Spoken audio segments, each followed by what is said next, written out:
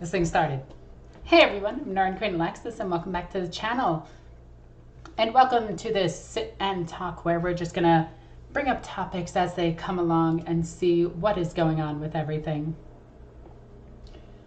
So today's topics, I don't know why I'm wearing headphones, but today's topic is pretty much just the animations in general that are coming out for 40K. And I wanted to give like my 2 cents on it and all of the drama that's about it. I don't know if I should talk about the drama, but I feel like the drama is there and it needs to be addressed. Does that make sense? Yeah. In first edition, Dreadnoughts had the ability to headbutt opponents instead. All right, that's pretty amusing. Let's just make sure our stream topics are up. Here, let me just fix this really quickly. You can see all the statistics and everything. There we go. Okay. Is this, wow. Okay, we can do this. No, grab this. This right here. Stream chat box. Let's put that up there. Okay. I did like the editing of the new Astartes, but what they did goofed on what you lose to impact the battle by having music during the battle. So yeah, there was a big change to Astartes when it got reintroduced to the community page, the Warhammer community, and it was also taken down off of YouTube. Now, as you guys know, that these are probably just contractual things that they agreed to. And when I say they, I am of course talking about the channel, and I will be referring to it as they, even though it is one person. So let's just get that out of the way. I do always call channels they. I don't really know why. I guess it's because I'm such a nice person. Let's go with that. But yeah, so that whole thing was interesting. Fully acknowledge that there is a completely random question, but when the Tau were first released, I seem to remember them having a unit that looked like pit droids from Phantom Menace. I don't remember that, and I think they were introduced in a White Dwarf originally. Because their first codex, if I'm not mistaken, is, let's see, Tau. Their first codex is their 3rd edition codex. The Royal They, yes.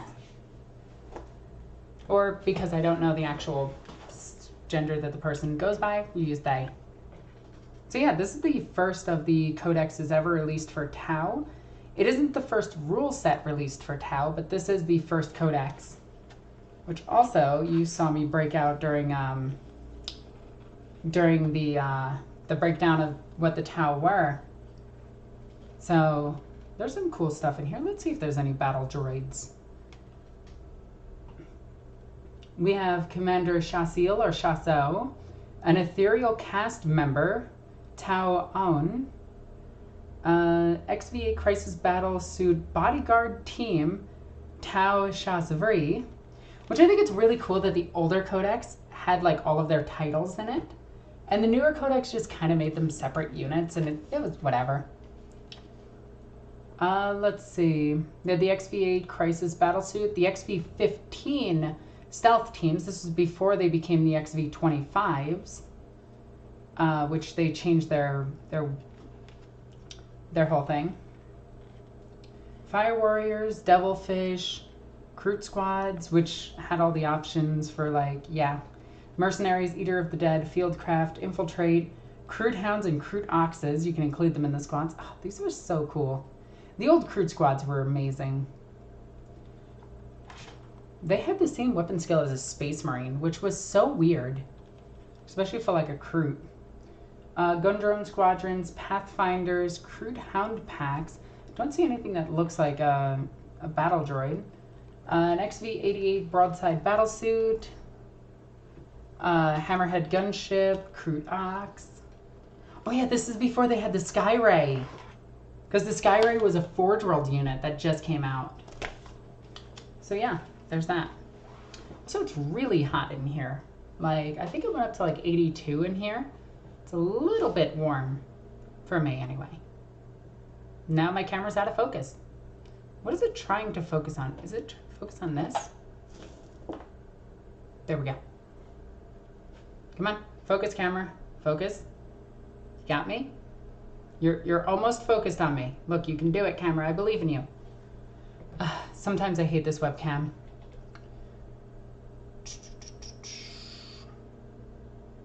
Let's see. Was there actually a thing, or did I have a stroke at some point? It appears that you had a stroke. Also, why is my camera just not focused on me? This is so weird. Like, here, focus on my hand, okay, and my pretty nails, and then just follow back. There you go. You did it, camera. I like how I have to guide my camera with my hand. It's Machine Spirit just wanted to see how pretty my nails were. They match my eyes.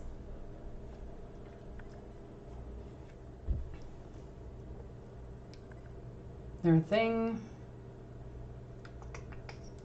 Okay, let's see. Blood Bowl got a new expansion recently. Any opinions on lore Blood Bowl and the upcoming Blood Bowl 3? We are going to be doing a Blood Bowl 3 tournament in my Discord.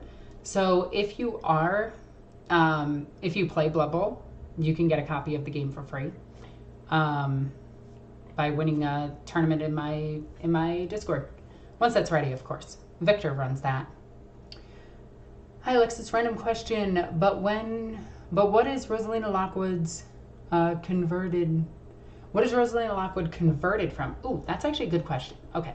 We can actually explore that really quickly. So I just need to find it really fast.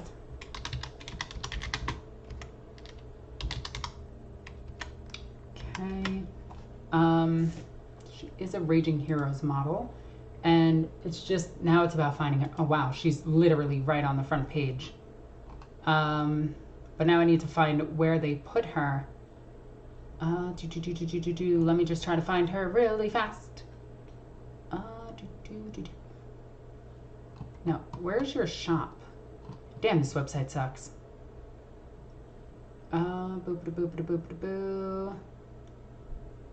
God, I hate how... Would it be under this? I think in this. I'm thinking this. Let's see. Okay.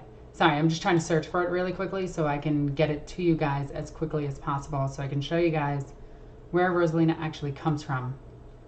Because this miniature is perfect for her. And for an Inquisitor in general. I buy a lot of stuff from Raging Heroes. Like a ton of stuff from Raging Heroes. I love Raging Heroes. Mostly because I just like painting, painting miniatures anyway. So, oh my god, where the hell is she? Like, I'm just looking at their line really quickly, and there's a lot of stuff that I want to add to my army. Ah, there she is.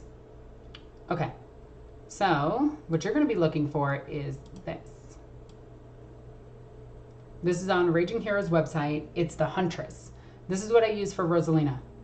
I modded mine a little bit, like I took away the thing on the back and I modded the cloak just a tiny bit to make it less fantasy, more 40k. But yeah, that's where Rosalina comes from. Good to know, right?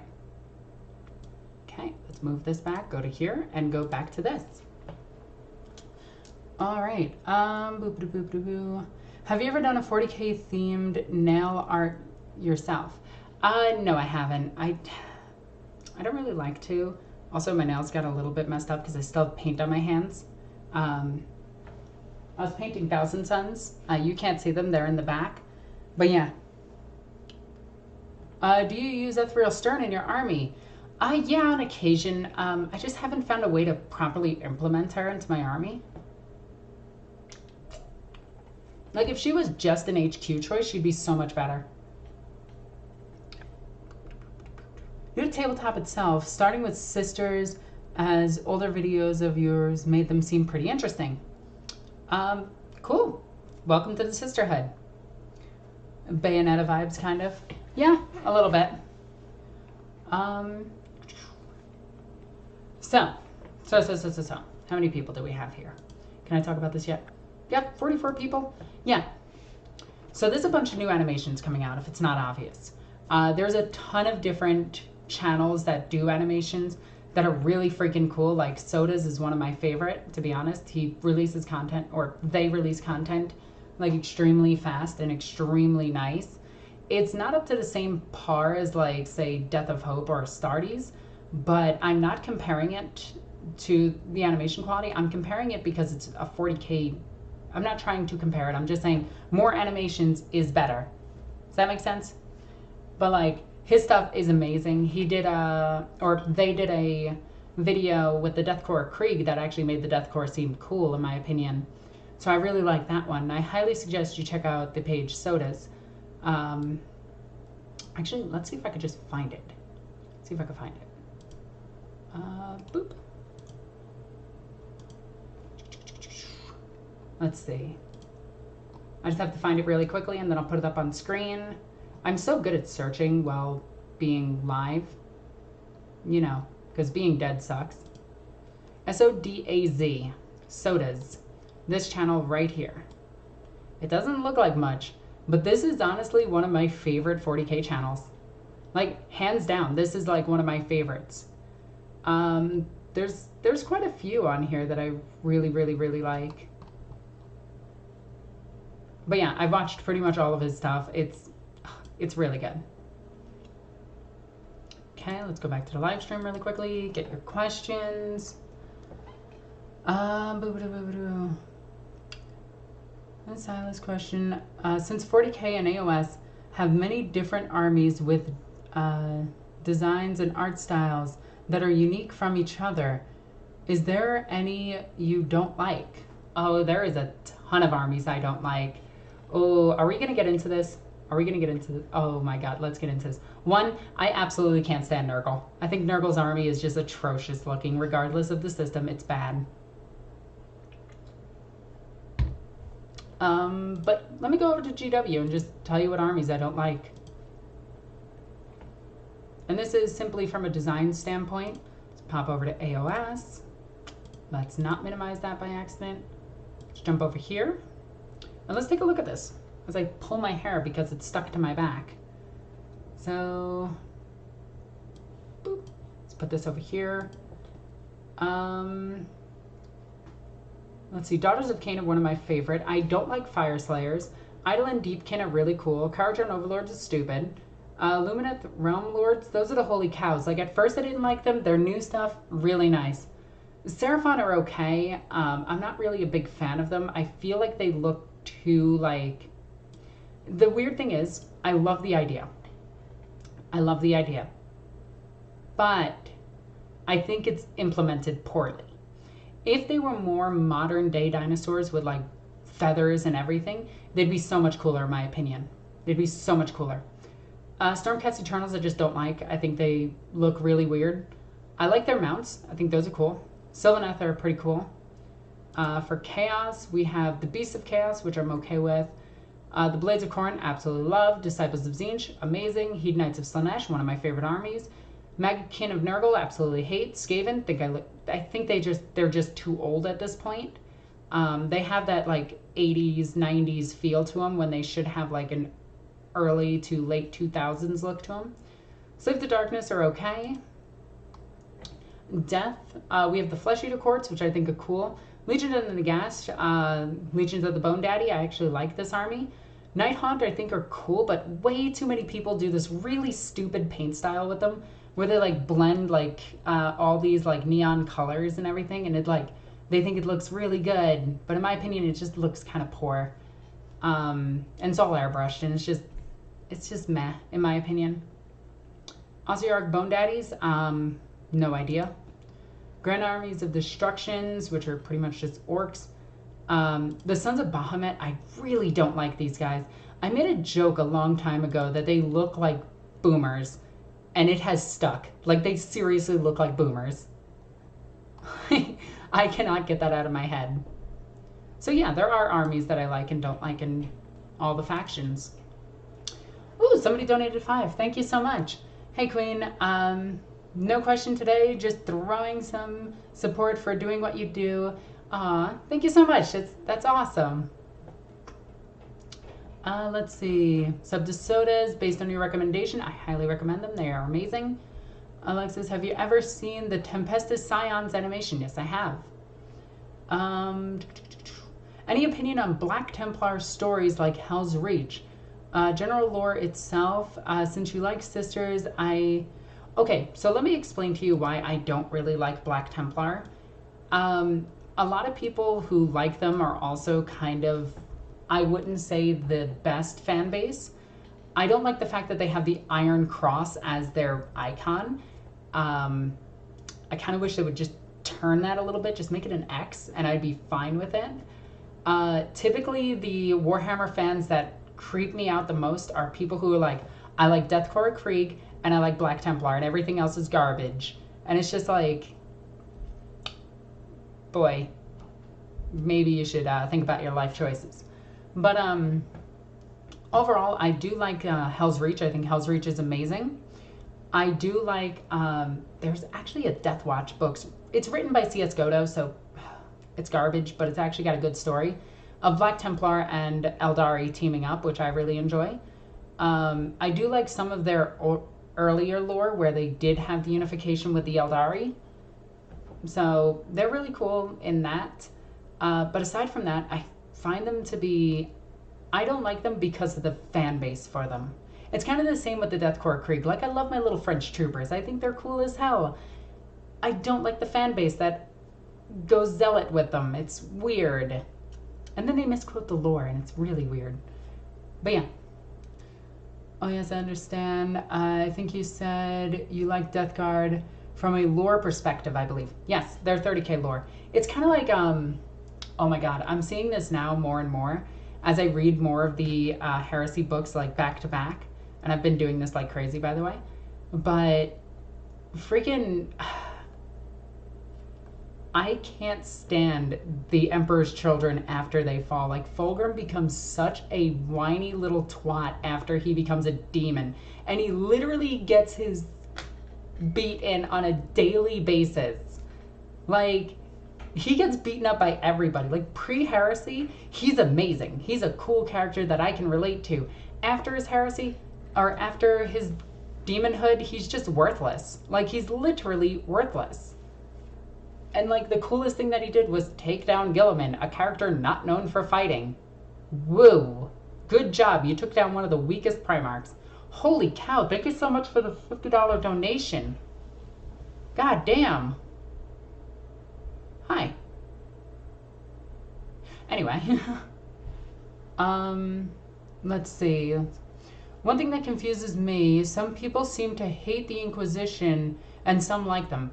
So when you think of the Inquisition, if you compare them to the real life Inquisition, yeah, you definitely should hate them. They are horrendous. But in the lore, especially from a demon's point of view, if you read the Inquisition stuff, they have to do what they are doing in order to protect the galaxy at large. So they do sacrifice a lot of people, and it doesn't seem like the best strategies, but they are overall, you know, still trying to protect the entirety of the world, the galaxy. If you really want a good Inquisition stuff, play Dark Heresy. Just get some buddies, play some Dark Heresy. You'll enjoy it. But Death Corps are cool. You know, I agree. I love their base lore. I love their aesthetic. I love the French troopers and everything. I love the fact that they're named after the Battle of Krieg, which was a battle where the French defeated the Germans using artillery. I think that's really cool. But I don't like the fan base for them. That's what kills me. Let's see. What's your problem with the Iron Cross? It's a German military symbol that's been used since Prussia up to modern day. My problem isn't with the Iron Cross itself. It's with people using the Iron Cross to symbolize a certain group of people that start with, well, that they're, let's just say they are bad people. And leave it at that. Because I don't want to say the certain word that is 4 letters. And yeah, it's been taken by a group of Neos that are pretty bad, that are very common here in the States, unfortunately. Yeah. Yeah. Anyway, but thank you so much for the donation. You're awesome and I love you. I've seen Babylonians using a cross. It's very ancient. Yes, and so is a certain other symbol that is the reference of Siddhartha and his great journey, the Buddha, and that's been taken by the same people. Also, there's the whole Nordic aesthetic that's been taken by the same group of people. Needless to say, it kind of gets bad. But anyway, pulling the trigger on some boxes. I feel addiction taking over my spare time and money. Oh yeah, you are correct. So it's the lesser of two. It's the lesser evil situation. Yeah, for Inquisitors, yeah. Inquisition in 40K is awesome and nuanced, and it hurts the... Yeah, you're right. I wish Historians got more attention. I wish Guard got more attention. I wish Guard were actually playable right now. I wish Guard can actually, you know, have new models where their latest model is from 2004. They are almost, what, 16 years behind? They have the third oldest army. So let's get that, GW. Let's update the Guard.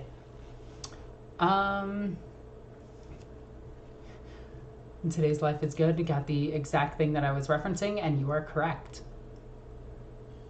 Okay, let's see. I've never heard anyone else call the Kriegers French. Yeah, they're just French officers.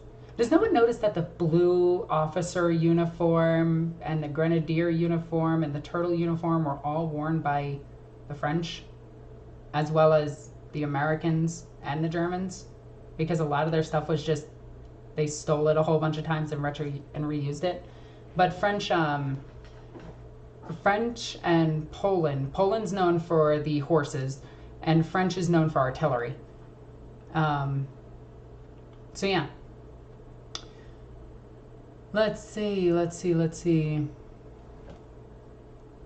Ordo Hereticus causes more Imperial casualties than any other organization. That isn't true. Most Renegade chapters, more than a handful of Chaos Marines. Cough, Badab.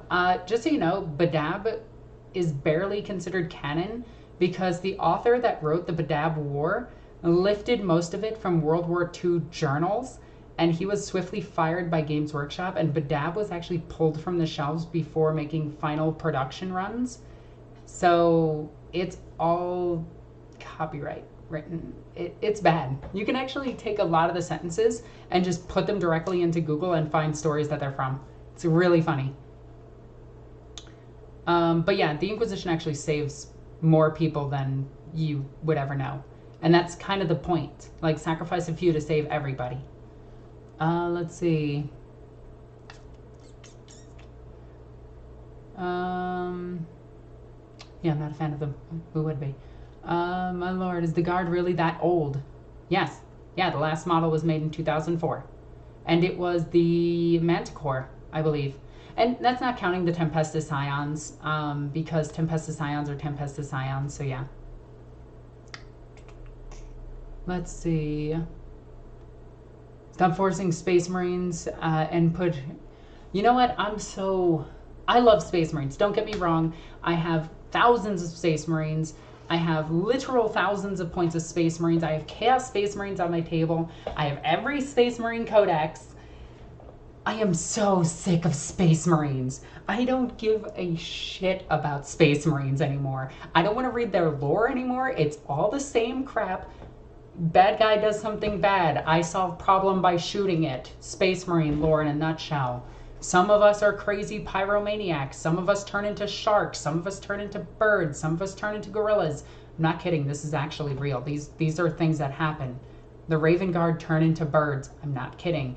The Kokaridons turn into sharks. It's dumb. The freaking Blood Angels turn into crimson gorillas. And I'm so sick of like, oh, here's... And the fan base for Space Marines thinks they're unkillable for some reason because they've never read any books. And it's just like, oh no, they die in one shot. Like one bolter shot takes out a Space Marine. And you know what takes a lot shorter of a time to train than a Space Marine, a Sister of Battle, who's literally armed with the same weapons and can literally just stop things from killing her by praying.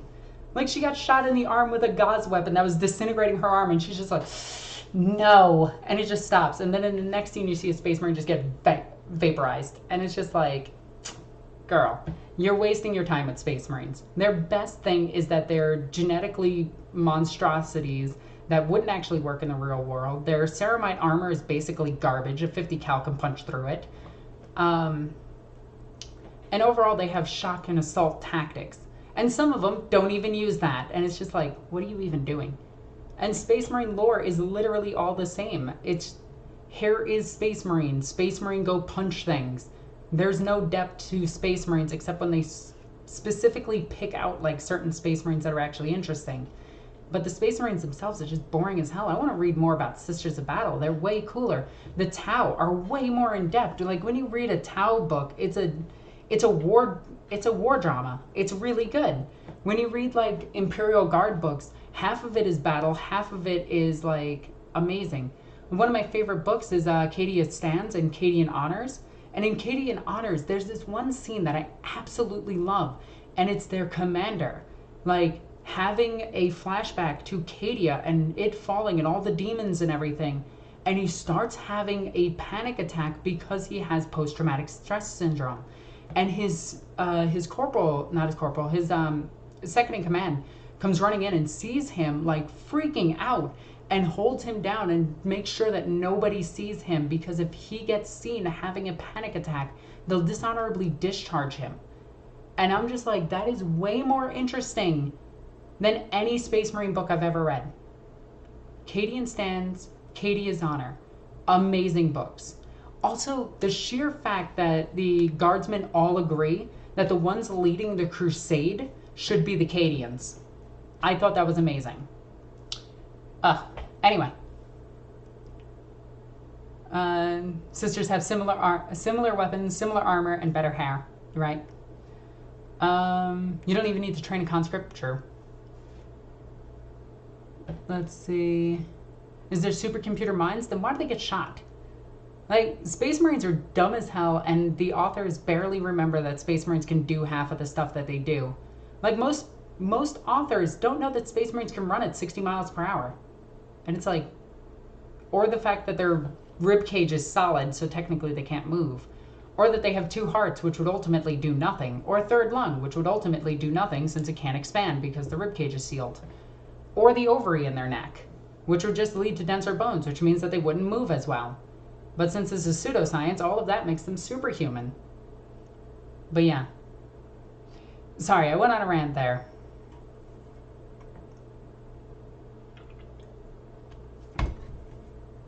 Hey Alexis, what's your take on the Lamenters? They're just boring Space Marines. They're yellow. Like, I recently got more invested in Dorn. I still don't like his sons. But Dorn himself just absolutely wrecks Fulgrim in Saturnine. Just absolutely humiliates him to the point where Fulgrim just throws his hands up in the air and goes, that's it, I don't care anymore, I'm leaving. And just gone.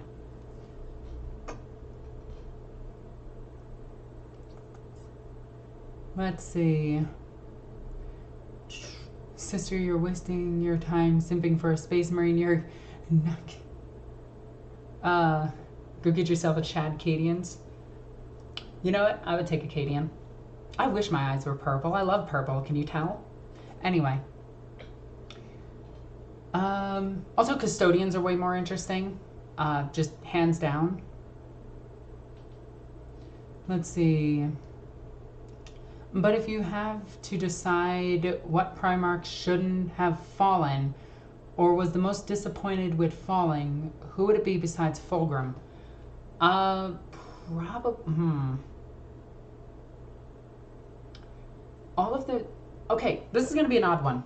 This is going to be an odd one, and this is going to be a rant. And I wanted to save this rant for a video itself, but are you ready for this? Konrad Kurz. Konrad Kurz.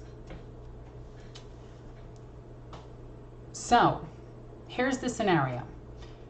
we know that Urda, the mother of all Primarchs, is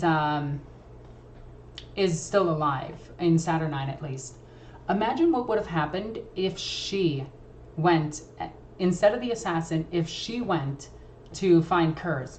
And like Kurz thinks it's an assassin because he can barely see the future. He just gets visions and everything. But by the way, getting visions of the future does not make you a psyker. Everyone can do that, including Sisters of Battles and blanks. But yeah, so imagine Urda boards his ship, and instead of like, so Kurz knew that the assassin was coming after him. He knew that it was an inevitability that he was going to die. But imagine if at the end of all of it, he moves his men around so that they avoid the assassin, and then it's freaking Urda who walks into the room. And Kurz is just taken back by this. Like, it's not an assassin sent to kill him. It's his mother. And his mother just walks up and gives him a hug. And like Kurz just breaks down. And finally, for once in his life, he has love. That would be the greatest plot twist ever. Also, thank you for the donation. You're awesome and I love you. But Conrad Kurz actually seeing Urda, his mother, his biological mother, and just falling to his knees, and she just says, come home. Like, no war, no nothing, just come home. And Kurz to just disregard everything and just leave. That, in my opinion, would be the greatest way to redeem a Primarch. That's the Primarch I would take back.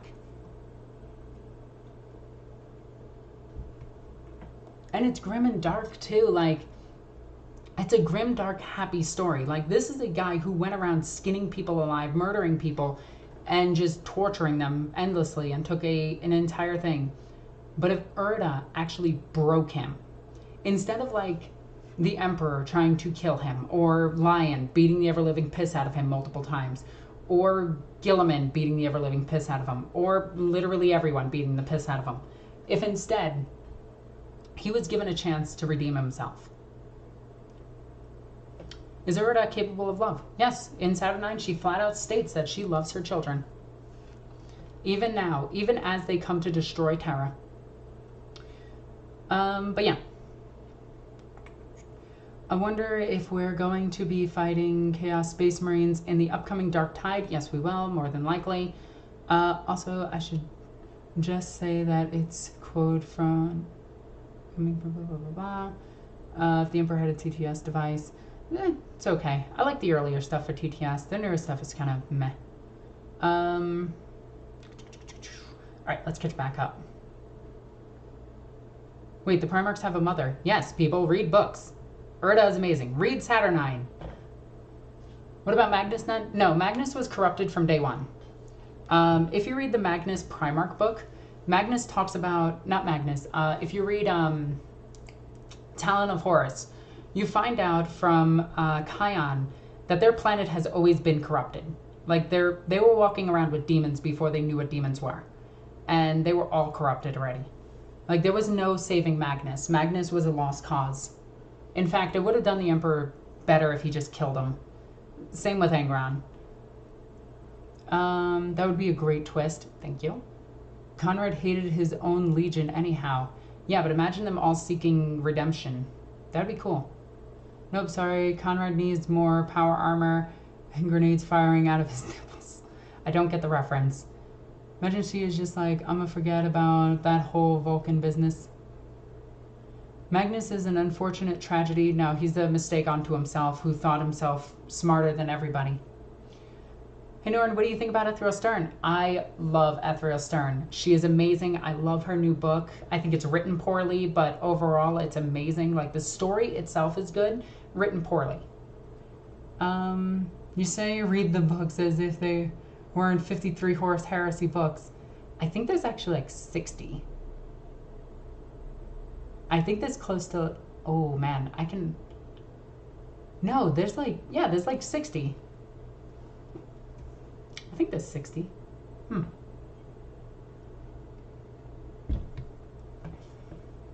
only read the Mechanicus, Titan Legion, or Imperial Knight books.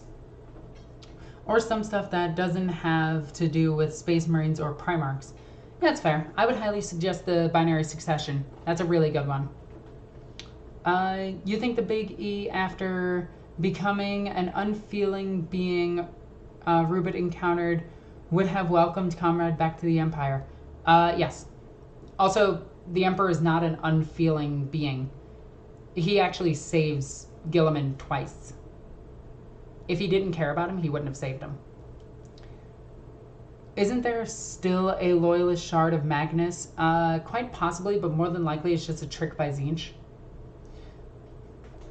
Thank you for the donation. You're awesome. Any thoughts on the Necrons and the Satan? I wouldn't mind seeing more info on the Satan, who seem to be more dangerous than Chaos in some ways, if not Shattered. Yeah, so I have a video coming out very soon where I talk about the gods ranking system. And I think Satan are actually stronger than Chaos. Like, I think given enough time, the Satan would actually beat Chaos. In fact, they were gearing up to do it before the Chaos Gods could even break through reality. Oh, I might be, sorry, the 53 is more than likely completely accurate, but I'm also including audio dramas. So, my apologies. I don't read the Horus books. Am I missing something good? Not really. Just get the gist of it. There's a few really good books. Like, read The Siege of Terra. It's really good. You sit down... Will you sit down and write a 40k novel? I actually am. One of my former mods tried to delete the book that I was writing, and it was really weird. Because it had his name in big, bold letters that he edited and deleted everything, and I just undid it. But it was still really weird. Former mods, they can be petty. But yes, I am writing a book that I am going to submit to GW and hope that they accept. And if they don't, I'm just going to change a few words. See what I can do with it. Let's see. Are the Blood Angels really Thousand Sons loyalists? No, they're Ultramarines. The sad reality of it is they accidentally confirmed that a couple of years ago. Well, confirmed. They just said use Ultramarines, their Ultramarine successors for chapter tactics. But honestly, the Blood Ravens were never supposed to be canon. So how that came into being was the Blood Ravens were supposed to be the Blood Angels, but then GW's like, no, you can't use our stuff. And instead they were like, okay, we won't use your stuff, but can we use the Raven Guard? No, you can't use anything that's canon. Okay, so how's about we call them the Blood Ravens? Yeah, so that's how the Blood Ravens came into being. But I honestly think they're just a Raven Guard successor or Blood Angel successor. Blood Angels would make more sense since they have a ton of psychers. Also, thank you for the donation. You're awesome. What's your opinion on the fan film called Hell's Reach? It was honestly amazing, and I need to do a video about it because it's really, really, really good. But the problem is it's very long, so that's why I haven't.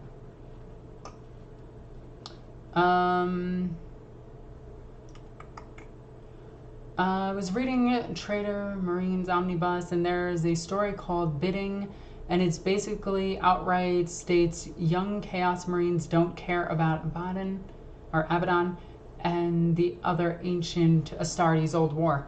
Yeah, a good chunk of them don't. That's why they go Renegade or Chaos. Could you argue that the Emperor saved Reboot Guilliman because he was values him as a tool rather than a son? This requires some thinking. This requires big brain thinking. Are you ready? So, if you read the book Celestine, which is an excellent book and the top 3 best books Black Library has ever released ever, it is hands down amazing and I absolutely love it. In that book, we meet 3 characters. We meet, well, technically 4. Each of them are aspects of the Emperor himself. We learn that Celestine is kind of the daughter of the Emperor, which has been confirmed in another book as well. But anyway, Celestine needs to find the 3 things that keep her going. Faith, duty, and, hope. So she finds her religion. She finds why she has to do it, and then she finds hope for the future. Now, Hope appears as a small child, and keep in mind the name, Hope. So, yada yada yada, Celestine becomes Celestine, goes to Celestine stuff. Not important. But Hope appears again later on to save Guilliman. That's the one that the Emperor chooses to save Guilliman. It's not like Duty, where that would be, if Duty appeared, I know that's really funny and we're all children, so let's giggle at the fact that I said Duty. But if that character appeared, who appears as an old woman, to save Celestine, to save Guilliman, I'd have been like, okay, yeah, the Emperor's telling Guilliman that he is a tool. But no, instead he sends Hope. So that's why I think the Emperor still cares for his children. And even during the heresy, he cared for his children. It's really weird when you know everything and you have to try to be caring. It's kind of like the Emperor has like Asperger's. Like, not trying to insult him in any way or anybody with Asperger's, but that's how I read the situation. The Emperor is so beyond intelligent that he can't value life the same way that we value life. Yeah. Okay, so Necrons are literally going to close the Eye of Terror. Yes, they are trying to. And Imperium's going to say heresy. Actually, the Imperium's kind of helping them. Belisarius Call tried to help him on Cadia before it fell. Let's see. So no canon Space Marines, but they still use the Alpha Legion as villains. Yes.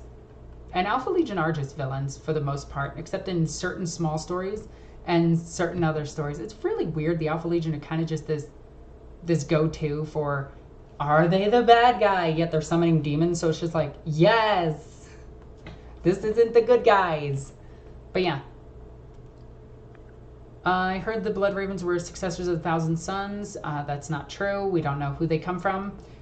Are the Chaos Gods really only evil? Yes, they are literally, from 1st edition onwards, only ever referred to as malicious.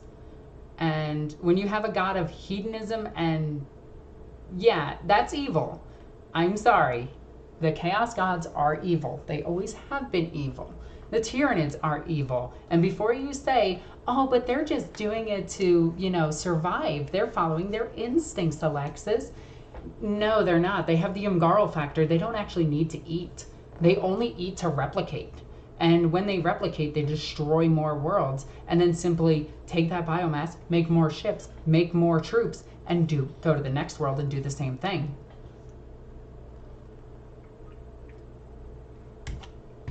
Oh, whoops. Just punched my microphone. I'm sorry. Abaddon low-key weak, though. And elevated by some Fortress Acadia before he broke the guard. Abaddon is extremely powerful. Abaddon is stronger than his Primarch, stronger than all Primarchs. Abaddon is no joke and has killed trillions of people. Abaddon is the strongest bad guy in 40k. Let's see. Question. Has Celestine encountered Ethereal Stern? I don't know, actually. I'm still reading through Ethereal Stern's newest book. But I don't think that she does. Yet, anyway.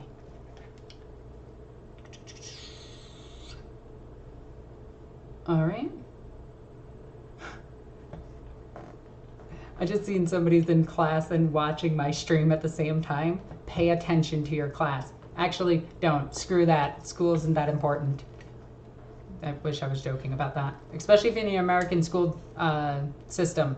Pretty much just wasting your time. Go into a trade school. Don't go to college. If you have college loans that you never paid for, don't. Don't ever pay for them. Okay? Hear me out.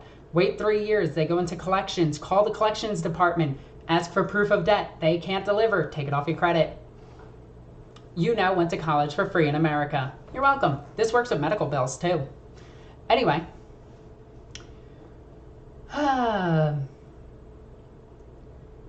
Chaos represents the most despicable and cruel forms of life. I think they're evil. Yes. Yes, it is. Have you read Fabius Bile's books? What's your opinions on them? On him? Him specifically, I find to be just generic and kind of boring. He's Dr. Jekyll, Mr. Hyde type character. And overall, he's just kind of there. And I think he's, like, Fabius Bile is a cool character concept. But I think they go too overboard with him. And he just comes out to be, like, silly, in my opinion. Does that make sense? I feel like that makes sense. I feel like that makes some sort of sense. There we go. I would love special rules for the Alpha Legion, the Secret Loyalist faction. They're not really loyalists, they're renegades at best. I know I ask so many questions, that's what these are for, but I am new and you are knowledgeable on the lore. I try to be. Aren't there loyal demons that are called saints in Warhammer's lore? No. The living saints are not demons in any way, shape, or form. They are the anathema to demons. They are the polar opposite of demons. Demons are malicious. Demons have no true form. Demons need something to bind themselves to reality. Celestine and living saints, on the other hand, are just essentially... Oh yeah, and the person saying Krieg is the German word for war. The reason that they're called Krieg is they're based off of the Battle of Krieg, where French fought the Germans and beat them with artillery. Anyway, I'm tired of going over that because I view all Deathcore of Krieg fans as just fanboys who are never going to play the game. But, getting back to this, because I'm sick of bringing that up. But, Celestine's sword can actually destroy demons. They simply don't go to the warp. But loyal demons don't exist. Now, you can manifest your will over a demon and enslave it, kind of like how Kion does. But that requires you to be corrupted in order to do that. But it is possible to have a loyal demon companion. So there you go. But yeah, living saints, not demons. And that's the same with the Legion of the Damned as well. They're actually just the resurrected souls of the fallen who are loyal to the Emperor. And this is why the Imperial Faith is actually super important, because the Imperial Faith makes your soul burn brighter. And if your soul burns brighter, it can be seen for the Astronomicon, and your soul is guided to the Astronomicon for protection in the warp, because the warp is actually the realm of souls. That's where all things go when they die. But there is a lot of evil in there, which is the Chaos Gods. Yes. Been trying to find the Battle of Krieg, or whatever it is called. But I can't find it. I will find it after this. Then again, it's not...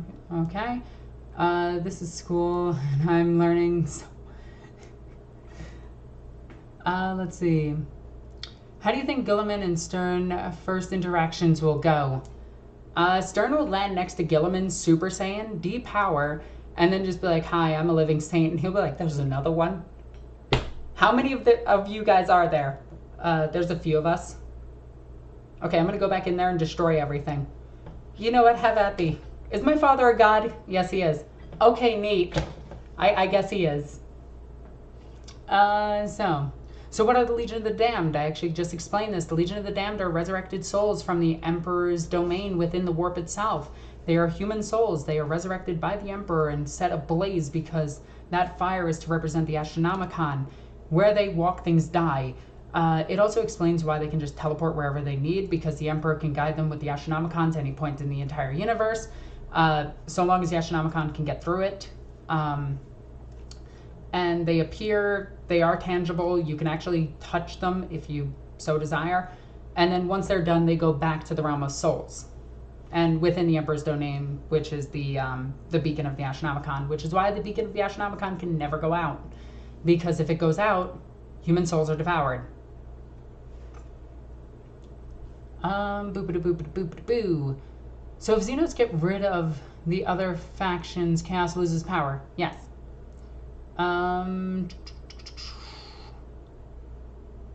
The Imperium and Eldari races get wrecked. Chaos loses a bunch of juice. Technically, yes. Where saints exactly are after hearing them. You want to read the book Celestine. Please read Celestine. It's an amazing book. You can get the audio version of it, and it's absolutely incredible. I love it to death. Are anathemas. This means that they can actually hurts demons. So funny thing about demons, especially demons of Slaanesh, you can literally look at a demon of Slaanesh, and if your willpower is stronger than that demon, you can say "Begone, thought," and it will disappear.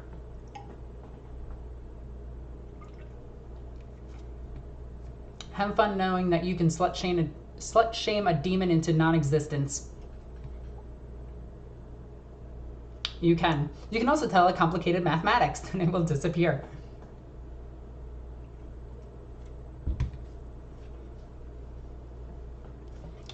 Can we get some praise of the Omnissiah? Oh man, how is... I think the praise of the Omnissiah for the Omniscient symbol is actually just like this, which is really funny if you watch Attack on Titan. Let's see. Do you think we will see more Primarchs now? Probably Angron and Fulgrim will come out eventually.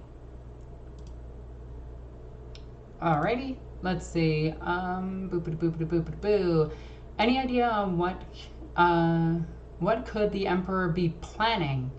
Like when he told Celestine to help the Alpha Legion in finding something important after the Great Rift split the galaxy in half. So he's still planning for the evolution of humans into the perfect, essentially a race that will be safe from like all corruption of chaos. So my idea is that he's trying to guide them along the path of becoming Psykers, and then using that with faith in him to actually banish demons back to the warp.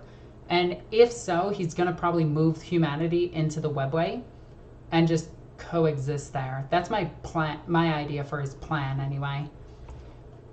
Question, what tabletop games you want to play that isn't Games Workshop related? I play a lot of... I'm going to be playing a lot of Armada very soon. Marvel Crisis Protocol I play. There's a few others. I'm going to be playing Infinity coming up very soon. So what's your opinions on Raging Heroes Heroines? Sisters of Eternal Mercy figures.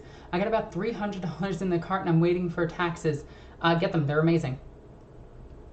Okay, so... Sorry, I'm still trying to catch up to chat. Can you name some nice stories to read about aliens other than the main factions? Unfortunately, I can't really think of any. Who's your favorite commissar? Caiaphas Cain. So the Emperor is a god? Kind of. He's godlike. But I do consider him a god. Let's see. Because when you stand before the Emperor, you forget what is a god and what is godlike. You are completely right. You can Australia your way through a conversation with a demon and banish it. You can send them to horny jail. Yes, you can. Okay.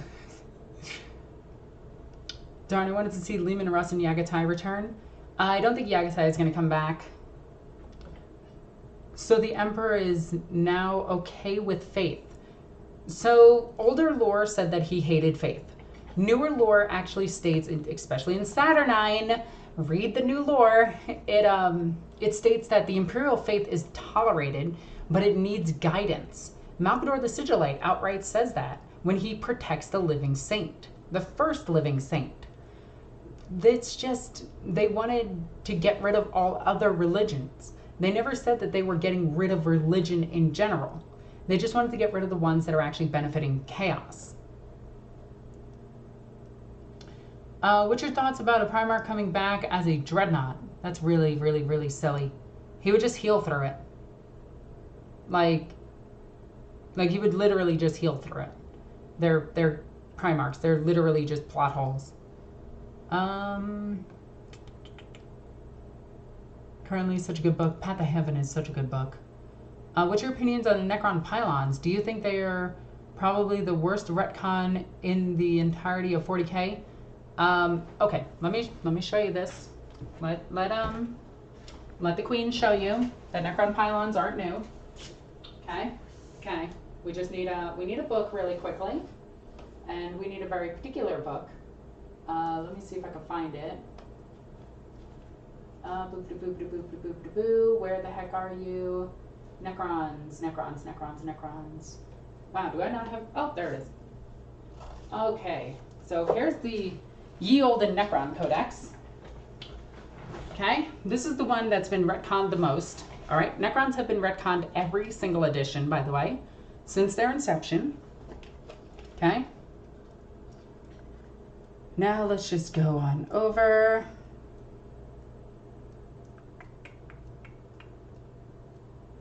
Boop, boop, boop. There was always pylons in the background of their art, by the way. And they did have ancient ways of shutting down entire psychers. They were called pariahs. They became blanks. But Necron pylons aren't something out of the question. They're something that's always been in the lore. It's one of the only consistent things.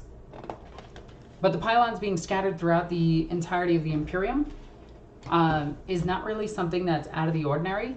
They found these things in earlier lore too.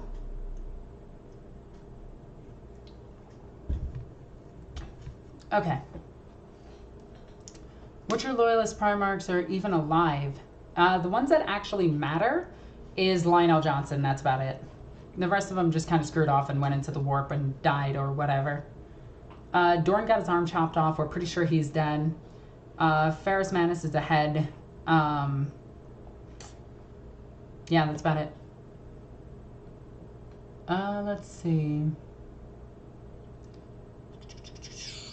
We could put him in Titan. Are you not entertained? What Necron book is that? This is the Necron 3rd edition Codex. This is the one that everyone refers to when they talk about the Satan. Oh, by the way, Satan is Greek for Satan. It comes from the Bible. Just saying, they worship Satan. Several of them, actually. 20 to be precise. Didn't they find Necron pylons on Cadia? Yes. Necrons. There we go. Also, that is a pile of white dwarfs on the floor there. I need to get them in chronological order. I've just been putting it off for a few weeks. Been lazy. But yeah, I meant to talk about like animations, but I don't think I am going to talk about them because I think we covered that in like 5 minutes in. Boo-boo-boo-boo-boo. Somewhere Chapter Master Varg is screaming at you and saying Dorn is dead. You know what? I should message Volrak real quick. Let's see if he's alive. Let's see.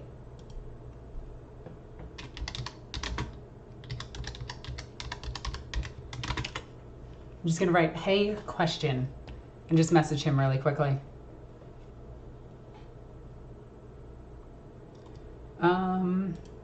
What's wrong with Satan? I never said anything was wrong with Satan. Let's see. I want Jan to return because he deserves a bit more screen time. As a Scars player, I'm obviously not biased. Actually, I like Yagatai Jan. I think he's a really cool character. Like, overall, I really like him. I thought that the devil was Diablo instead. Diablo is just Spanish for devil. You ever want to look up some interesting mythology? Read the Bible. It's really, really, really silly. It is like, the mythology in there is just borderline wacky at points. Like the fact that Lucifer and Jesus are the same person. That's going to tick some people off. And they are. If you ask a biblical scholar to retranslate the original version of it, they're the same person. And so is St. Michael. It's also debated to be Jesus. Anyway. Rumors that he was at Nicaea to defend Magnus. I don't know what you mean there. It's midnight here in the UK. I should probably sleep. Lightweight. Sleep is for the weak. You are weak. I'm not insulting you. Sorry, I'm looking over to make sure we got everything under control. Boop, boop, boop. Also, there we go. Just borderline wacky. Yes, I find religious texts to be wacky.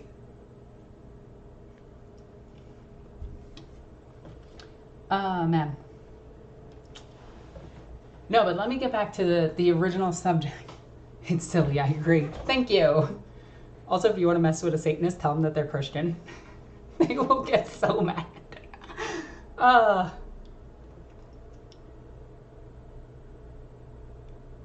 Be confident, it's kind of that's a weird compliment. I'll take it.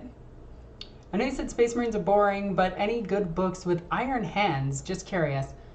Not that I'm aware of, actually. I don't go out and read, like, Iron Hands lore because I found them to be, like, the most interesting thing was that their father had a relationship with Fulgrim. And it was definitely a reference to Berserk. Like, it 100% was a reference to Berserk. There was no way that that wasn't a reference to Berserk. If we could die and fight for the Emperor in 40k, that would be cool. I wouldn't want to die. Are you kidding? Dying sounds boring. What am I going to do? Sleep? That sucks. Hell, I barely do that when I'm alive. I don't want to do the full run of it. He's with,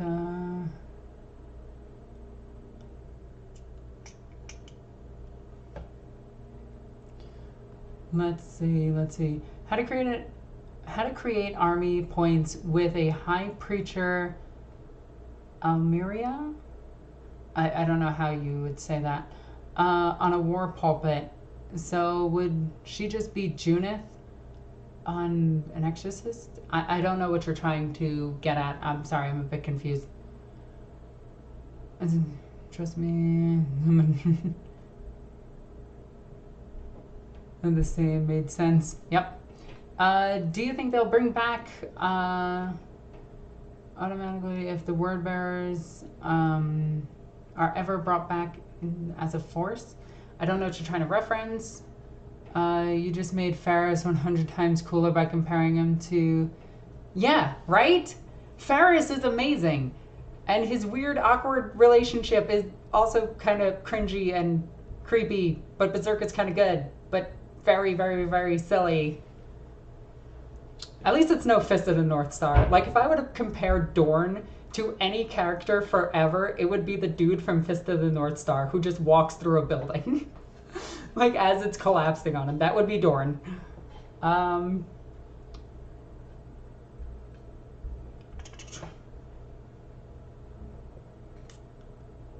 Hey, Alexis. Hello! Oh, man. No, animations that I want to happen. So let's get back to the subject. Animations for 40k that I want. I want something based on an Inquisitor. Obviously. I want something told from a Xenos perspective. I want something from the Eldar. I think that would be really cool, especially the Ynnari. I want things from a, what was it? A Kroot's perspective. Not Tau, but Kroot.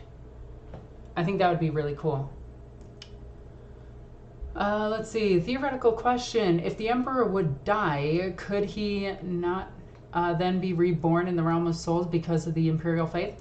More than likely, he would just come back to life. Like, he would just clap his cheeks and bring himself back to life. He's a Perpetual. As a Dark Angel fan, I really want the Lion to come back, having a bro rivalry with Guilliman, and then teaming up against Chaos. Actually, Lion and Guilliman are quite good to each other. Like, okay, so after Corax almost killed Guilliman, and Guilliman's mother sent Lion to go and kill him because she knew that her son wouldn't, Lion did break his back and then bring him in, and he was going to be executed, but Guilliman stopped them. They didn't hate each other for that. They actually got along and started Imperial Secundus until they realized that they can get back to Terra. In which case they did, and then Lion had his little hiccup when he got back.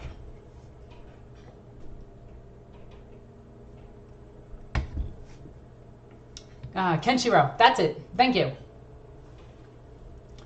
Let's see.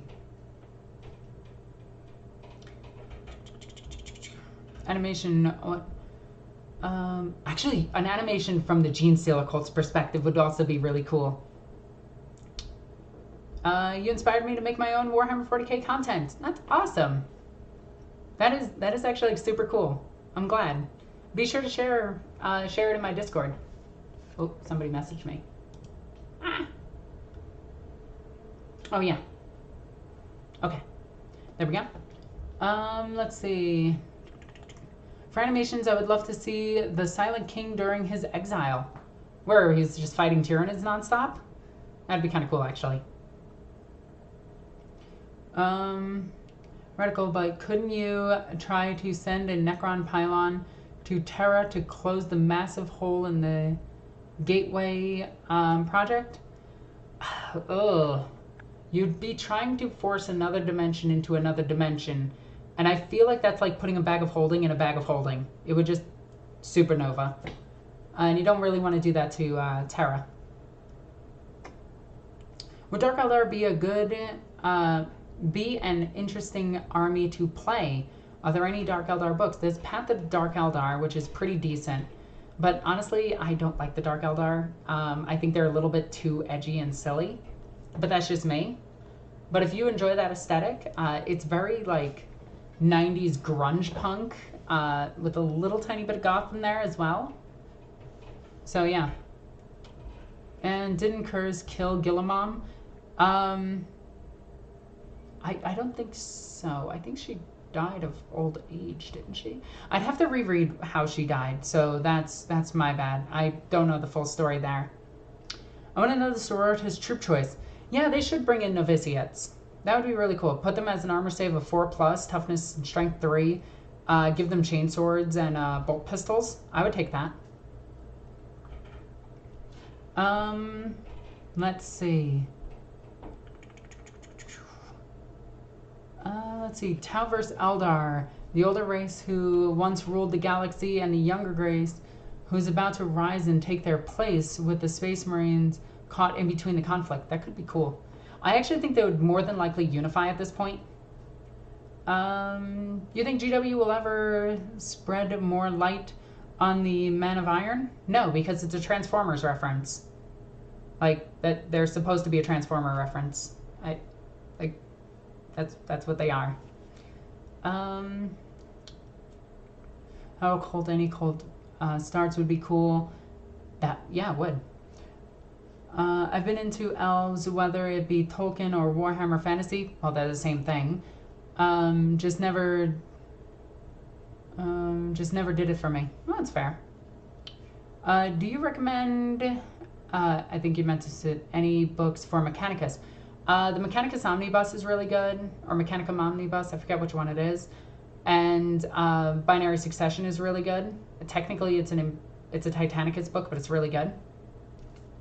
There's also Scutari, which is pretty decent. A group of Space Wolves saved Guilliman. Neat! I'm just a humble psyker with an undying love for the Emperor. Heats itself into Terra. I came here to purge heretics and praise the Emperor, and I just finished praying. What's the next named sister you would want to see? The one from Martyred Lady and the one from... Well, technically we have the one from Mark of Faith. She's actually the one leading the Triumph of St. Catherine, which I think is really cool. Let's see. Excuse me. Blackstone Fortress, constructed for their own factions. Good idea or bad idea? Well, the Blackstone Fortress is a Genesis chamber, depending on what they're really used for. There's a few that are war engines, and then a few that are Genesis chambers. They're made by the Eldar, and we know that for a fact now, unfortunately, which makes me sad. I really thought they were Necron. But they are made by Eldar. And yeah, they're pretty powerful. They're made by ancient Eldar back when they were part of the godly pantheon, so I thought that was cool. Will you play Darktide? Absolutely. What do you believe are the biggest barriers holding 40k back from manifesting into a cultural phenomenon. The people that pretend to play the game, the gatekeepers. That's it. That's really what's stopping it. Aren't there two Tau empires, the original Tau Empire and the Farside Enclaves? The Enclaves isn't an empire. It's kind of just like a group of refugees. See, Blackstones were made by the old ones. They weren't. They were made by the Eldar. That actually says it in the old lore, and I can actually show you the exact book that it tells you that in. It tells you in Battlefleet Gothic, the rulebook. Do you consider the Exodites teaser 2 Tau language was said too slow? It seemed the voice actors dragged his words. I didn't see a problem with it. An animation of a sister being raised in the Scala Progenium to a full battle sister would be cool. Yes, it would. Is there even a reason why sisters don't have a star collecting box? Yeah, it costs too much to make them. And they sell really well without a star collecting box. Most of the time, star collecting boxes include one item that doesn't sell well. Case in point, the Dreadnought for the Orks, which does not sell. All the Impulsors, now that they have a 5-up invo, don't sell. Yeah.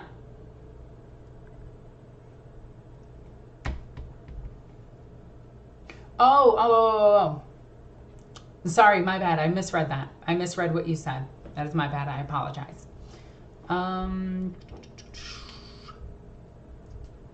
Always stealing credit for creating the old creations of the old ones. The actual Blackstone Fortress itself is constructed by the Eldar. The things inside it, probably not. The machine cult is non-binary. Fight me, gatekeepers. Their language is binary. Their bodies are not. There you go.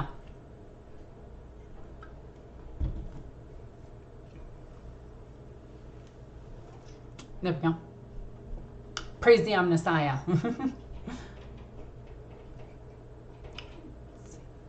My neighbors are extremely loud upstairs. I don't know what their problem is. Also, we're up to $74 from this stream, $75 from this stream. If I can get that up to 100, I could pay my cell phone bill.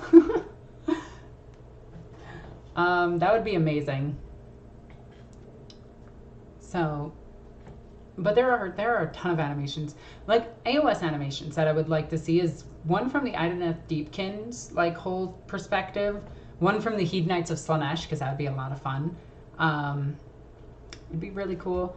I know we'd get one from the Stormcast Eternal, but they're so boring looking. I don't know what it is about them. It's probably because they just kind of look like a generic army. Yeah.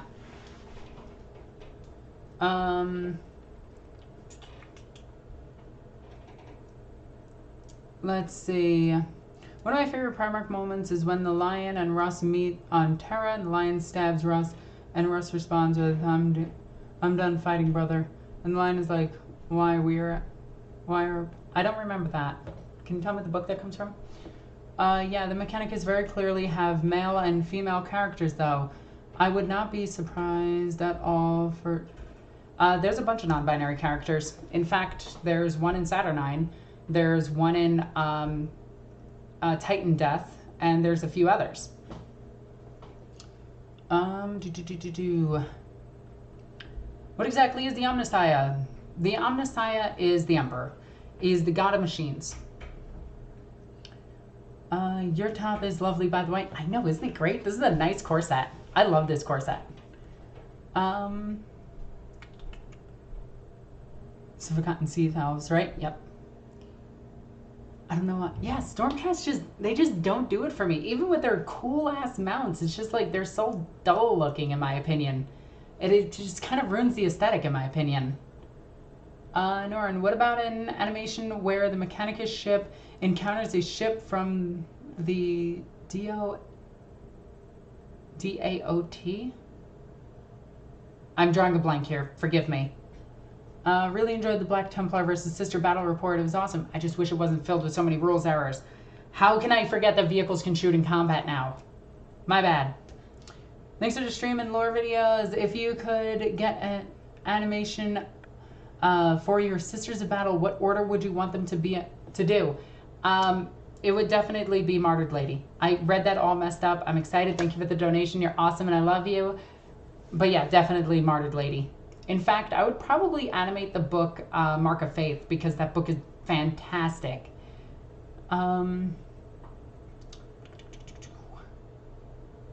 Let's see. Stormcast lore is actually really interesting. It is. I really like their lore. I love their lore. I think the fact that they are living lightning bolts is cool as hell. I think that them getting tricked is cool as hell. I think them being like the ultimate warrior is cool as hell. But they're just so boring looking. A Dark Age of Technology. Oh, okay. So if they encountered something from Dark Age of Technology, yeah, that'd be kind of cool, but I'd rather them encounter like squats or demiurge. Demiurge would be really cool. Or a ship constructed by a, oh my god, a bunch of Jakaro. That'd be really cool. That'd be much cooler than Dark Age of Technology, because Dark Age of Technology is just modern day America. Well, modern day technology, not America. I don't know why I said that. I'm dumb. Don't mind me.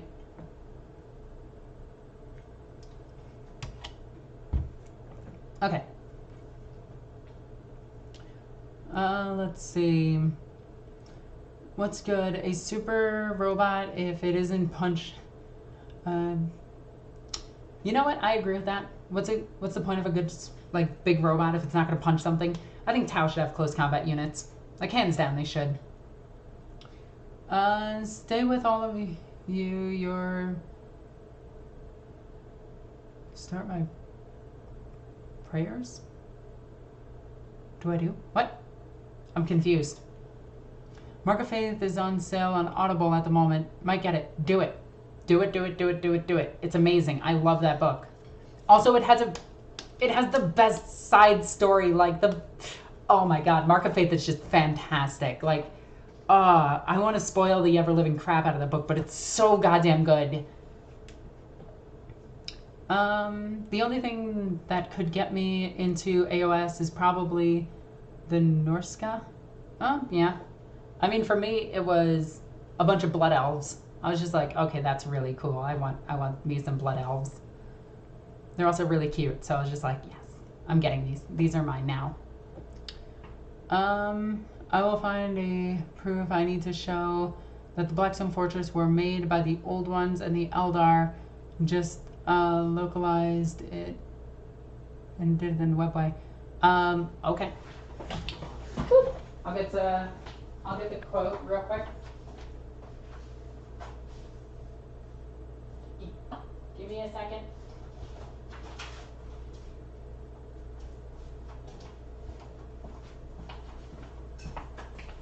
Okay. Blackstone Fortress. This is the book. It's a really stupid designed book. I hate this book because it doesn't fit on my bookshelves correctly.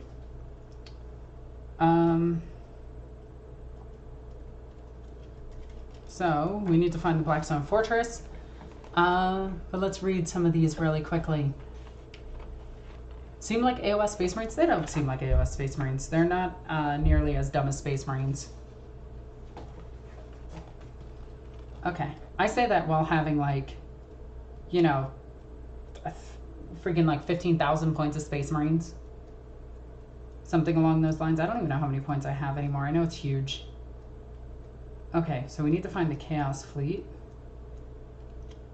There we go. And then it should be on the last page of the Chaos stuff. Blackstone Fortress, activated.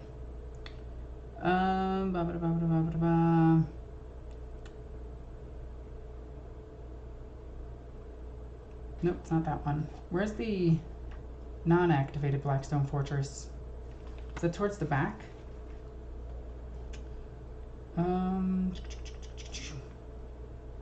Other forces of chaos have learned to activate the Blackstone Fortress, yada yada yada. This object could tear the very fabric of blah blah blah.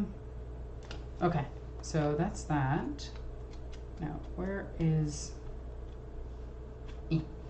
I need to find the deactivated Blackstone Fortress. And it's going to be super annoying. Also, this is the only book that shows you like how Imperial arms are shot, and it's really, really stupid. Orbital torpedo launchers, brute ram ship. Okay, I cannot find it right now, and it's super annoying. That's the Blackstone Fortress. Activated. Now, where's the deactivated one? Is it right here? Ah! I'm going to have to check through my Blackstone Fortress stuff. I know it's in there, and I will not commit to anything without getting a source first. So if you are correct, thank you. If you're not, yeah.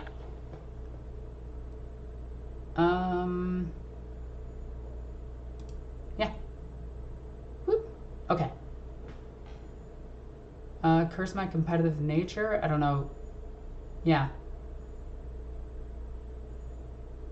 Well, I mean, yeah, I couldn't find it right away. So, I don't know. I know the Blackstone Fortress is in here, and oh my god, I know it's in here somewhere. Like, this is going to bug the ever-living piss out of it. It's still bugging me. Oh, wait, there it is. Blackstone Fortress, page 145.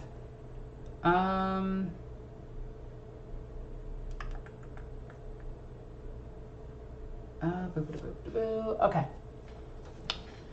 The mighty Blackstone Fortresses were were the foundation of the Imperial Navy strategy and presence in the Gothic sector.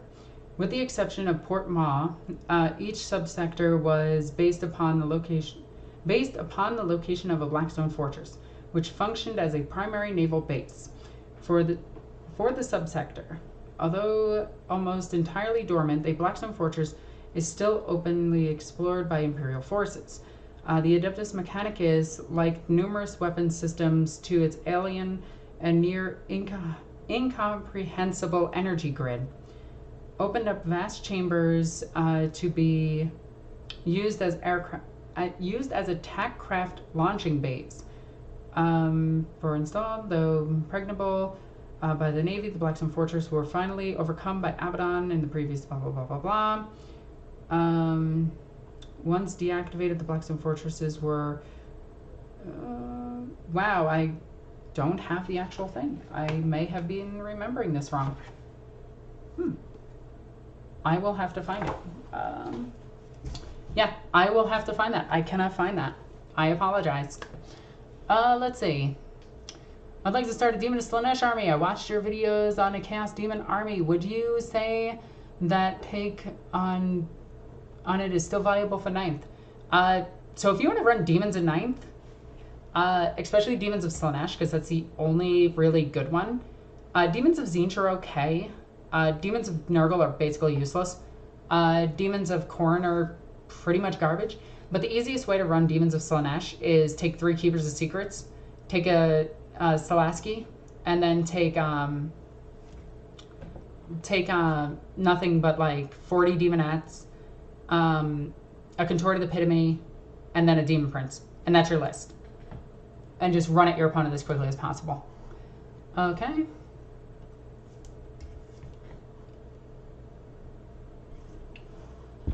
Oh my god, the Blackstone Fortress thing is actually bugging me. I'm going to Google it.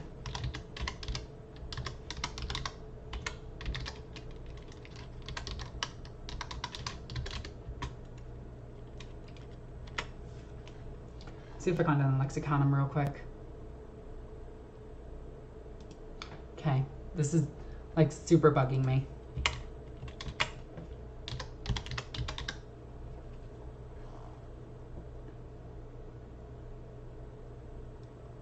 Okay. Oh, it's only mentioned 3 times. Blah, blah, blah, blah, blah, blah. Okay. The Eldar seek to capture and control the ancient vaults. Huh. Maybe I was wrong. Where's that 8 one from? Newly discovered Blackstone Near Principes. Huh, I was wrong. Okay. Well, at least I was wrong about it being from the Eldar, but it doesn't say who it originated from. So there we go. Let's see. Paradox, billiards, fourth dimension, hypercube, chess, strip, poker. What is that a reference to? I'd love to see Star Trek OG series style animation show with a rogue trader and or an Inquisitor. Yes, yes. I wasn't sure to post my video, but I did. I'll check it out later. Why don't Dark Eldar have Titans? They actually do. They're called Agonizers. By the way, I joined your Discord. Oh, thank you so much. By the way, this is the first stream with you, and you've made this extra special. Oh, thank you. I'm just glad that I was wrong about something, because that's super cool. I really thought that it originally said that they were from the Eldar, but I think I misremembered it as being something that the Eldar wanted versus being an Eldar craft. So that is entirely my bad. Let's see.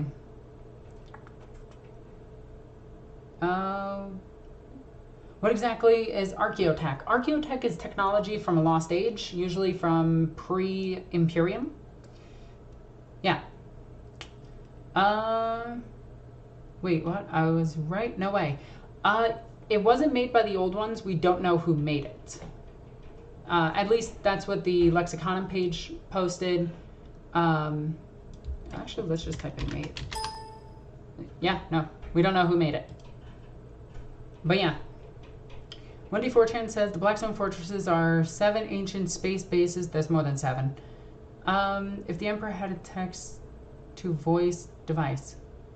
Oh, that's the TTS. Yep. Yay, thank you. You're awesome and I love you. What's your favorite Primarch and why is it Vulcan? It is not Vulcan. I actually don't like Vulcan. I think he's really fun with his brothers, but he is a crazy maniac that literally burnt an Eldar child to death. And I will never forget that. My favorite Primarch is Fulgrim pre-fall, but after fall he's kind of worthless and I hate him. But pre-fall he's really cool. And my actual favorite Primarch is Lionel Johnson. Okay?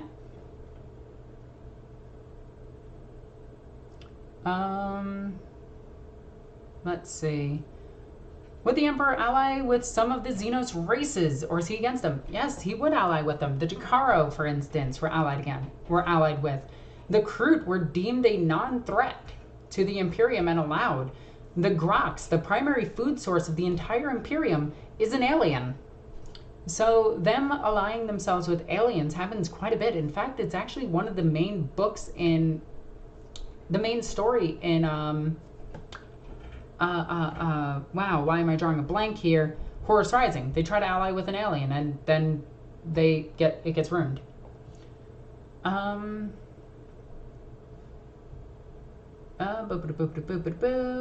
Somebody's leaving, so good night. The only video series you hate, what if the Emperor? I don't hate anything. Well, actually, there's one person I hate, but I don't hate. I've simply taken that out of my life.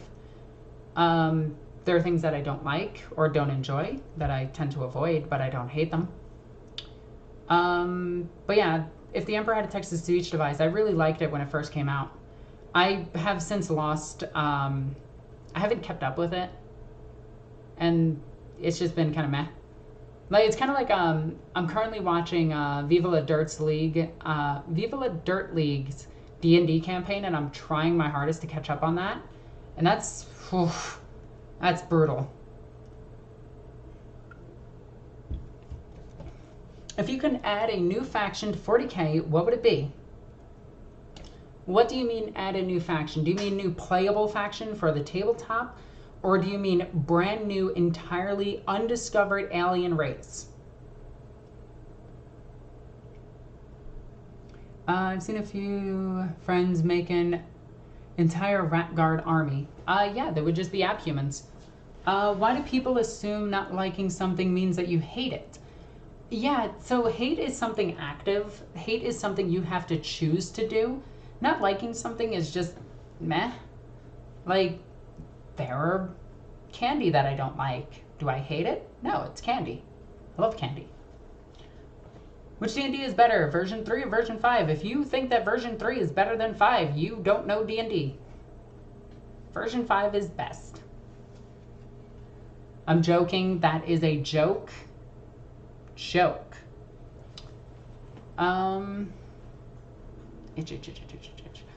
Wait, so when the fall of the Eldar happens, I remember hearing that Slaanesh ate the Eldar gods.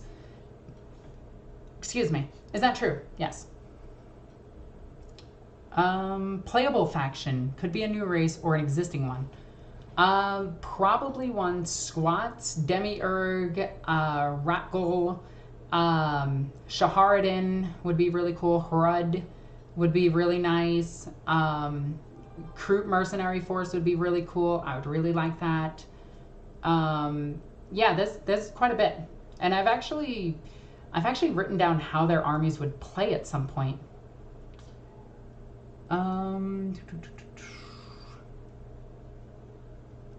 2 is better, 2 is not better. Old D&D was terrible. Now that you mention it, I say a lore video where Horus tried to ally with some Xenos, and it was ruined by Erebus. Yeah, that's literally the first book of the Horus Heresy. Tiefling and Drow should not be allowed to be Druid. But being a Druid is a priest. Like I'm a Druid. Like, in real life, I follow the faith of Druidism. I am a Gaelic Druid. You can not be... Yeah, meh. Besides, it's fantasy. Let's see. My phone went off. Now I'm way too curious about why my phone went off. Also, we made it to 100, which is amazing. That's actually like really, really, really, really, really cool. I'm super happy that we made it to 100. All D&D is terrible. I can't understand. I can understand that sentiment. I would disagree. D&D is amazing. I'm just glad they got rid of the word race in it and replaced it with species, because it makes so much more sense. Like, I'm sorry, a dragon and an elf are not the same race. They are different species. Now, if you wanted to say like a different race of elves, you could have like the forest elves, you could have the mountain elves, and you can have the lowland elves, and those would be different races of elves. But to say that a tiefling and a dragonborn are 2 different races means that they can breed together, but they can't, because only humans can breed with everything, which is their only superpower in D&D. If D&D didn't come to be, we wouldn't have Warhammer. Yeah, that's true. Games Workshop started out making third-party miniatures for Dungeons and Dragons. In fact, the original edition of 40K, before Rogue Trader, was just a D&D mod. That was it. And then they decided to make the first rule set for it. And then you needed like 4 books to play the first rule set of Warhammer. And then from there, they made Rogue Trader. And then Rogue Trader, well, no, they made a book. Then they made Rogue Trader. So there's actually like 3 partial editions prior to Rogue Trader. Offspring tables say otherwise. I mean, yeah, kinda. But yeah. I have candy.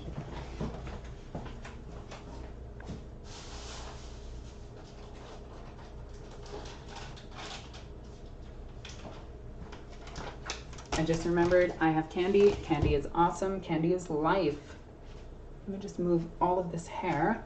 There we go. Which edition of 40K has the best art? 7th.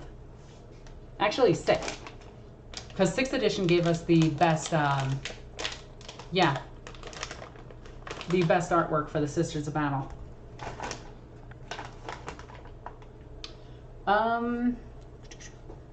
You're so awesome that you even know the origins. You're a true fan. Well, I mean, literally every rulebook behind me. Just about. There's still a few I'm missing. Are you single? I'll slide into your DMs. With $2, you think you can slide into... I'm sorry. I'm just kidding. And no, I'm not single. I'm actually engaged. I should have been married by now, but COVID happened. And then... pain in the butt. My top 10 army idea are Exodites. Yeah, they could be cool. Dark Mechanicus are referenced. Rogue Traders are an actual army already. Tau Auxilia are not an army. The way I'd actually do Tau Auxilia is actually run them as Genestealer cult. Grot Rebels, you can actually run that army. Strix, that could be cool. Smolt Rats, not enough lore on them. Necrocultists, ooh, that could be cool. Swarmhood and Felinid Abhuman regiments. That wouldn't be an army, though. That would be just a regiment of Abhumans. And they wouldn't really add too much. Like, how would I implement, like, them into a game? I guess I would just make them, like, an upgrade. Like, you pay a command point to upgrade one of the squads to an Abhuman detachment. Like, if you upgrade them to Beastmen, it would give them +1 strength. If you upgraded them to Felinids, it would actually give them +1 movement. If you upgraded them to Squats, it'd give them +1 toughness. By the way, Squats are playable in 30k. It's an upgrade for Guardsmen. Congratulations on your engagement. I've been engaged for 2 years. You should have been married.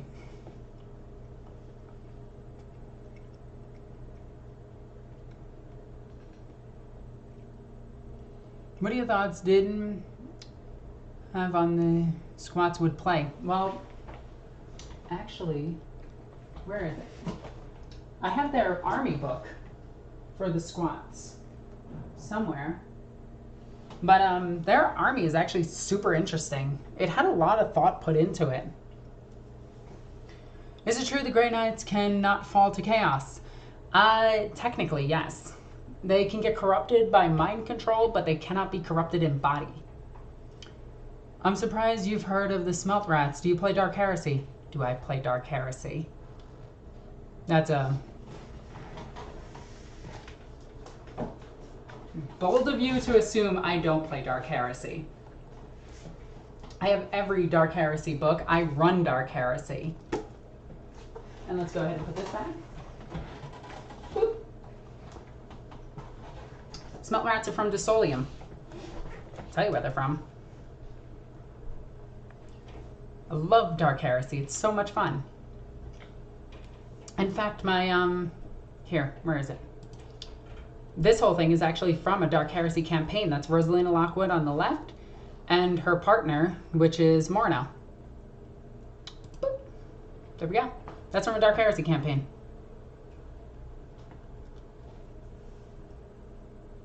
Imperial Guard regiments. My favorite is Cadian. The second favorite is Valhallan. Like, that's an easy thing to say. Oh, wait. Oh, they're not from Elysium. They're from Elysium Sector.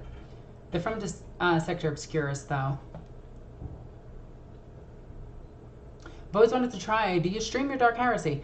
I have an entire stream called Queen's Court that's 120 episodes long, 3 hours each. You can search it up. It's really fun, and it's played with some people that I used to be friends with. Unfortunately, they have gone their ways, but overall, I think the series is really good. Codex Crew, Birds of War. Yes, please. Do you have any personal fan theories in regards to the Lost Primarchs? Not really, because I know that... So a lot of people love to look at the lore of Warhammer 40k and just be like, only think in lore. The Lost Primarchs are never going to be named. They're never going to be truly explored ever. And it's mostly because that's the stuff for making your own narrative. That's how you make your own Space Marine chapter. That's a first founding chapter. Is by going, well, this is my Primarch. This one, he's one of the Lost Primarchs. The things that we do know about the Lost Primarchs is, one, they are male, they identify as male, and their statues were torn down. So they went renegade or heretical, or they just had a gene seed flaw that was just really bad.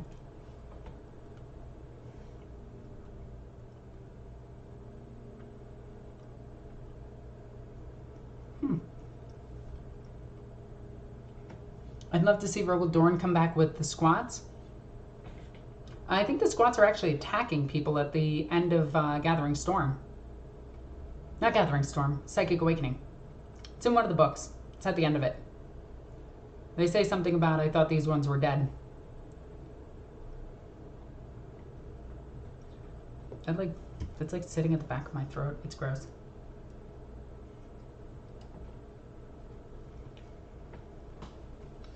But yeah. I was really hoping Valrak would actually message me back. I think he's sleeping. He's more than likely sleeping. Oh, we have a pending request. I will accept that. There we go. Boopity-boopity-boo. We got a bunch of people who joined the Discord, which is awesome. You guys should definitely join the Discord. I should put a link here. Let me actually do that real quick. Let's click this one. Let's pause this really quickly. And let's go with... Why does this say Destiny 2? Oh my god, you're so dumb. Let's see. Where is my Discord link? There we go. Boop. Control C. Let's go here. Hey, join this Discord. There we go. We have 69 viewers. Boop-a-boop-a-boo, and broken transmission. We are being under attack by squats. Yep. Why do you think the best Primarch to come back? Who do you think is the best Primarch to come back with Guilliman? Lion. Excuse my ignorance. I am a long-time true fan of Warhammer lore, but I'm new to the ways to play beyond the TT sink money sink. Okay, I get what you're saying. I'm actually thinking about making a secondary, wow, why can't I brain today? A secondary Dark Heresy campaign run for my Discord. It'd be mostly for my patrons that have, you know, contributed to the channel and everything, and I'd run it. And I think it'd be kind of cool. It'd be like little one-shot sessions. But that's it. Who do you think has more power, Guilliman or the Inquisition? The Inquisition does. Technically, Guilliman has no legal authority. It's just that he assumes everyone's going to listen to him, and they kind of just do. Because, literally, it's the son of the Primarchs. And even the Inquisition just works with him. So, like, he sees the point of the Inquisition. So it's just one of those things where he's just like, oh, well, you guys kind of suck, don't you? Yeah, but we're maintaining the peace, and here's how we're doing it. Neat. And in response, he made Historitors, which I think is really cool. Because Historitors are amazing. Jeez, I wish I never saw that in my Discord. I've been playing on Tabletop Simulator during lockdown, and it's good. Easy to find mods for it, too. Yeah, it is. It is good. It does miss out on some of the key aspects of the tabletop game, but yeah. Are the High Lords pretty angry about it?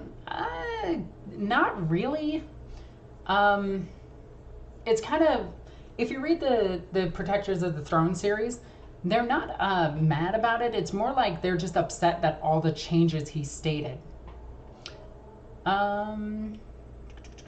Also, being a demigod sure helps. That's true. What's your favorite Tyranid? Swarmlord. Isn't he still Lord Regent? Yes, but he also named himself Lord Regent. Could the squads are living as migrant fleets? Yes, they could just be floating around the galaxy.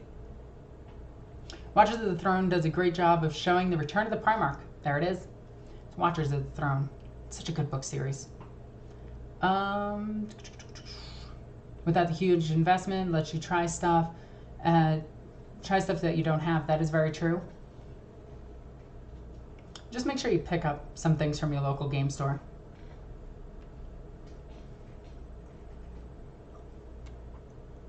Always my suggestion. How much then, Alexis? What do you mean, how much? So Gilliman is literally the meme of Obama giving himself a medal. Kind of, but not really, because he worked with the High Lords in order to do the things that he's done to himself. Yeah, it's a little weird. It's weird how he did it, because he kind of just came in and was just like, I'm gonna do this now. And every High Lord was just like, maybe. Let's see how this works out.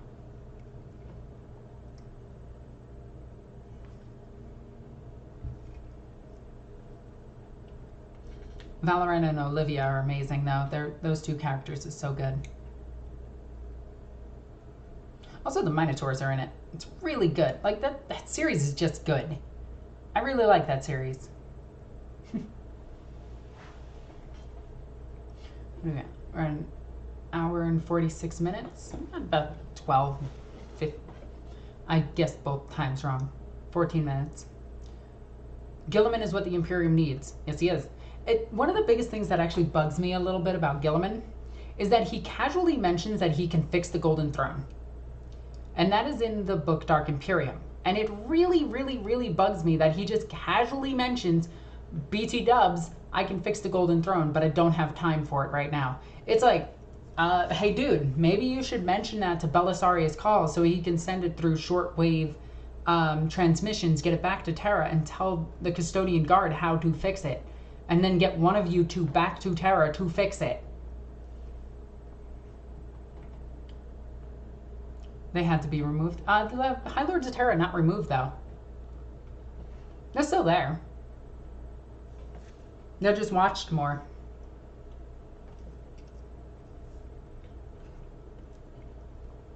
Like, the Custodians are actually taking active part in it.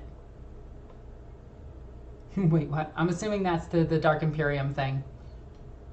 In the book Dark Imperium, Gilliman mentions he can fix the Golden Throne. And it bugs me, because it's like, he's a Primarch. He can do these things. But the fact that he just blatantly says it is like, that's the one thing from that series that I was just like, really? Gilliman really can do whatever he says he can do. Yeah. What in 40k ever gets fixed without bad things happening, though? Probably the tear in reality through the Sigdrix Maledictum. That getting repaired is not causing too many more problems. I thought you had a member or something. Members or something? I don't know what you mean. I'd like to think Gilliman not fixing the throne is quite payback for the Emperor not saving him when he was poisoned by Fulgrim. I can so see that. I can so see that. Wait, the Emperor leaves the throne. Isn't Terra going to be sucked into the warp or so? Kind of. Although it's hinted that maybe the Emperor is both there and not there at the same time, i.e. the Emperor has time traveled to a time where there's two of him. One that's always on the throne and one that's not.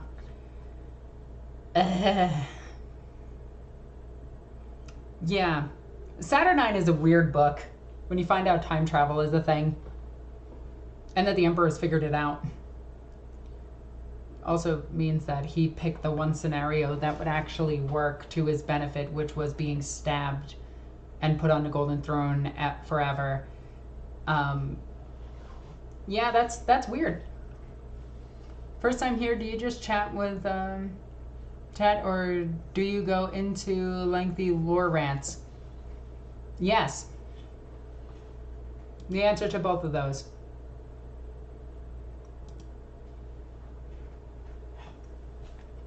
Hello all. Hello.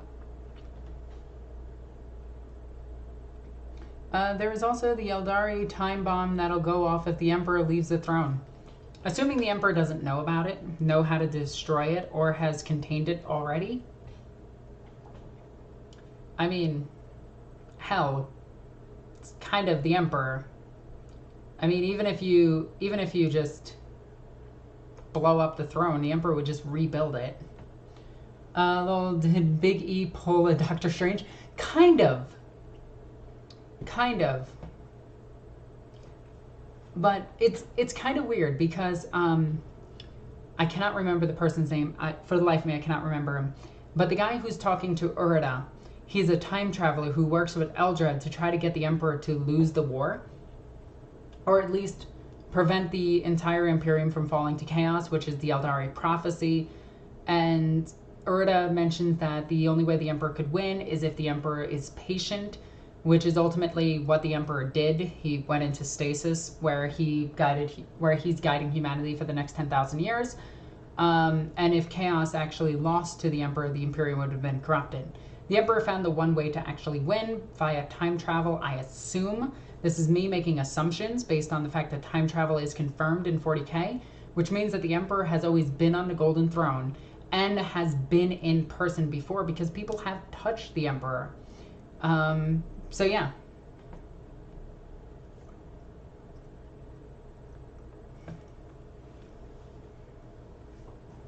Warhammer 40k is weird. Do you think the Lucifer Black will one day have again a place under the sun? I don't know what you mean by that. Ah, yes, the Throne Emperor, that is also the Astral Emperor. Yep. Mostly meant to cause a blow in the warp rather than kill the Emperor. It's more a failsafe for... whoops, sorry. That scrolled past really quickly. Failsafe for if he were to die, the ruinous powers from claiming Terra. The only problem is he would come right back to life. It's what happens when Perpetuals die. Space Emperor is kind of a dick, though. You're right. You're right. Oh, whoops, I accidentally deleted the message. My bad. It scrolled as I went to click. That was my bad. I did not mean to delete your message. Lady Astartes is still alive? I thought she was killed. No, she was captured by the Custodian. She wasn't killed, but she did convince oh my god, Thunder Warriors to fight up against the Space Marines. And that didn't go well for them. I think it's great that so many people are being introduced to 40k through Bricky, Dice Checks, and Adeptus Ridiculous. Do you have any thoughts on that? Nope, didn't even know about any of those. If the Emperor went back in time, gave GW the DFO Warhammer, and the money made... that's really funny. That's really funny.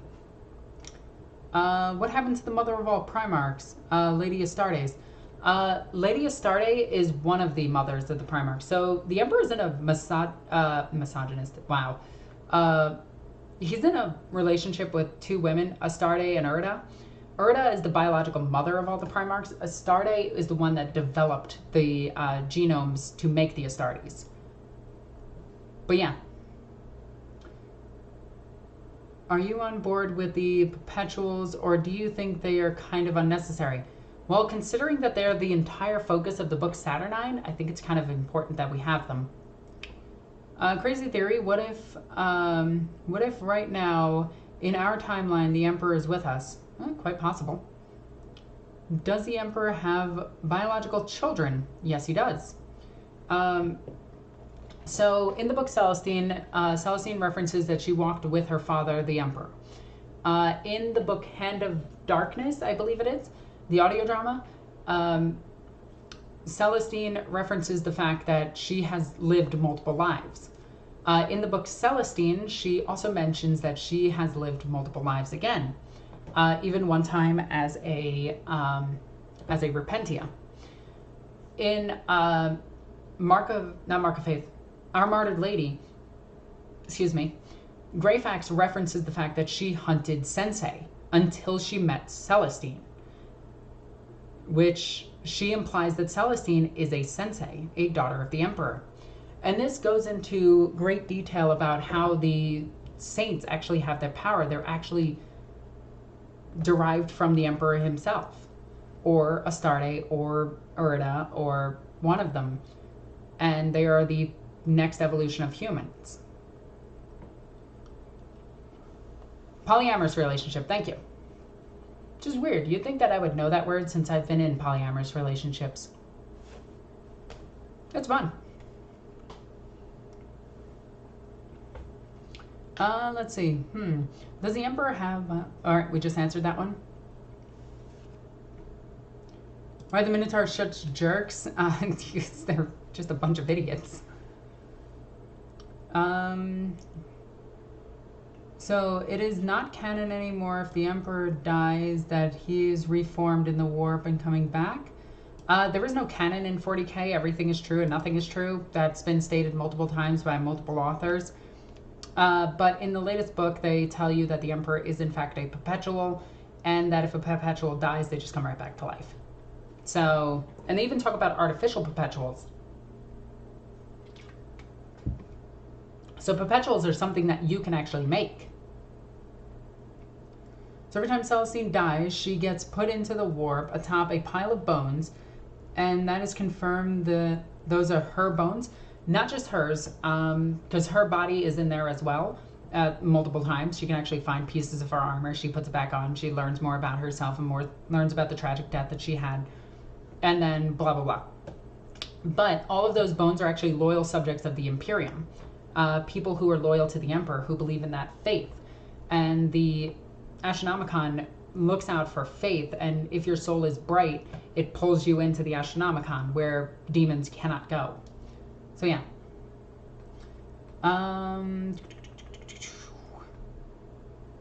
Let's see. Why are the Minotaurs? Yep. Saints are the children of the Emperor, literally. That's my theory still. But it is kind of confirmed in Celestine, just a little bit, and our Martyred Lady. It's not confirmed, it's heavily implied, because they never actually answer any questions. They always do this stupid thing where they heavily imply things. Yeah. Is Stern the daughter of the Emperor? She could be. She could be. Because she has saint-like powers. So very well, more than likely she is. That's my theory anyway. Again, it's heavily implied. But yeah.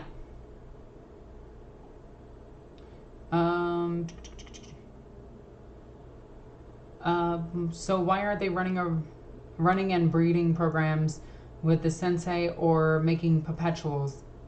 That's called the Space Marines. Space Marines are really hard to kill until they are destroyed. But yeah, Space Marines kind of have an almost indefinite lifespan until they are just, you know, they do age, but it's very slow, and it's mostly based on stress.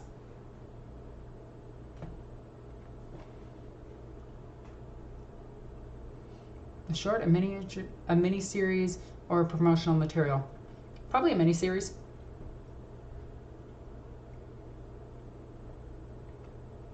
So is Celestine a Perpetual? Or is she something else? I like to think of her as a Perpetual with limitations. Actually, with no limitations. Because she is just reborn back into the realm of the Emperor, and then she goes back out when she finds her faith, her hope, and a duty. Duty. So that's my thoughts on Celestine, and yeah. I didn't know that the Emperor had 2 wives. Could you tell? I mean, technically he also has Malkador. Emperor swings both ways. Granted, the Emperor has... No, because the Emperor flat out, it is stated by Urda that they have loved each other.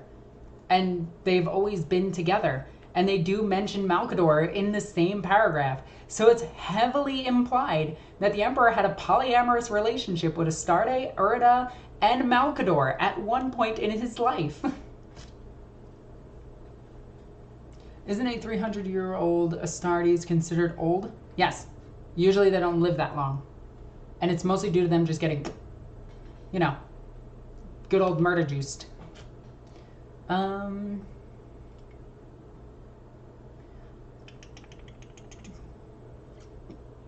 of random.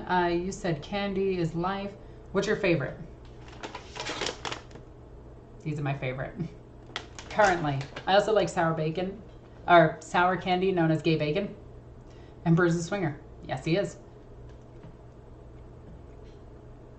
See, the other thing about the Emperor is prior to him knowing he had all those powers, he could have possibly been Genghis Khan and had thousands of kids. And then those kids could have had kids. Then those kids could have had kids. And then those kids could have gone to space. So the Emperor could theoretically have hundreds of thousands of great-great-great-great-great-great-grandbabies.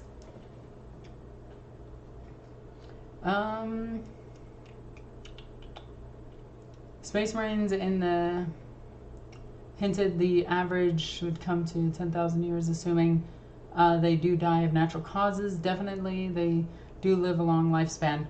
Well, let's see. Eldar live about 1,400 years.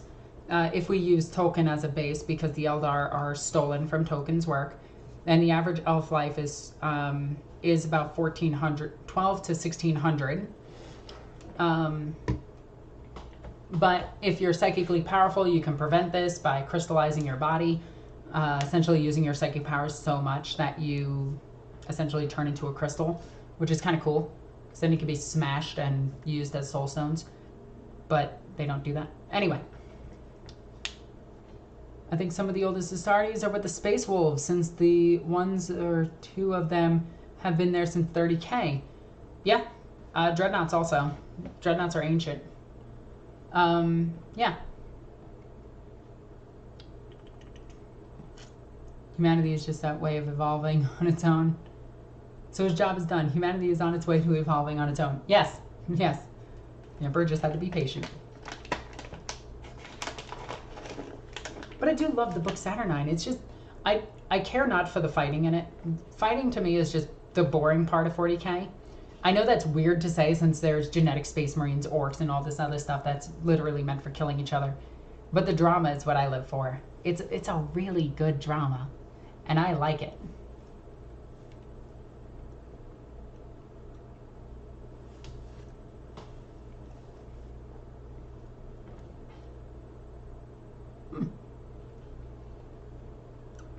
Okay, so I am going to wrap this up very soon. I still have to go and get dinner.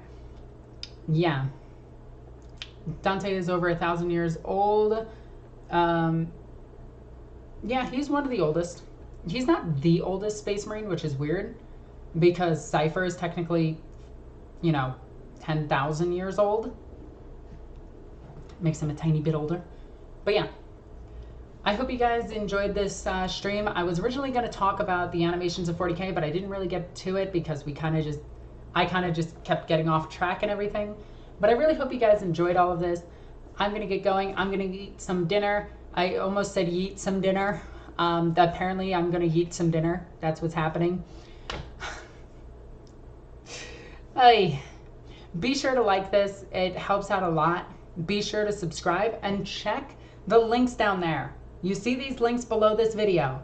Check them out. If you want, you can support my Patreon. And on my Patreon, there's actually exclusive videos where I go over all of this stuff on my shelf and behind the scenes stuff. So please check that out. It's $1 a month. It helps out immensely. So with that all said, join my Discord. Discord is awesome. As always, NornQueenAlexis. I love you guys.